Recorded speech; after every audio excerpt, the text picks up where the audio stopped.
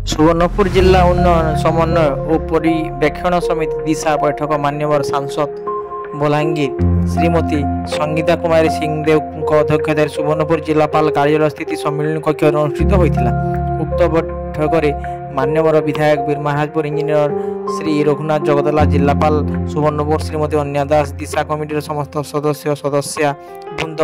अतिरिक्त जिलापाल सुवर्णपुर श्री राजेंद्र माझी, मुख्य उन्नयन अधिकारी तथा निर्वाही अधिकारी जिला परिषद सुवर्णपुर समेत सुवर्णपुर जिलार कार्यरत समस्त जिला स्तरीय अधिकारी वृंद और संवादपत्र और वैद्युतिक गणमाध्यम प्रतिनिधि माने उपस्थित थे। यह दिशा बैठकर अध्यक्षा मान्यवर सांसद बलांगीर श्रीमती संगीता कुमारी सिंहदेव सुवर्णपुर जिले कार्यकारी होता समस्त फ्लैगशिप प्रोग्राम प्रधान कार्यक्रम व योजना गुड़िक यथा समग्र शिक्षा, प्रधानमंत्री पोषण शक्ति निर्माण, मध्याह्न भोजन कार्यक्रम, प्रधानमंत्री ग्राम सड़क योजना PMGSY, प्रधानमंत्री कौशल विकास योजना PMKVY, जातीय स्वास्थ्य मिशन NHM, जल जीवन मिशन JJM, कृषि विभाग प्रधानमंत्री फसल बीमा योजना PMFBY, राष्ट्रीय कृषि विकास योजना RKVY, शक्ति विभाग दीन दयाल उपाध्याय ग्राम ज्योति योजना DDUJGY, समन्वित शक्ति विकास योजना IPDS, मंगल विकास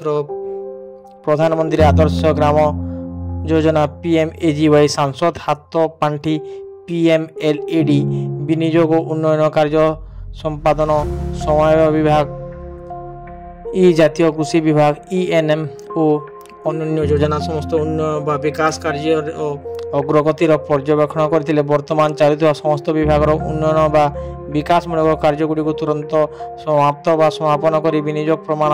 पत्र संपुक्त कार्य को प्रेरणा करने संपुक्त विभाग अधिकारी मानक अध्यक्षा दिशा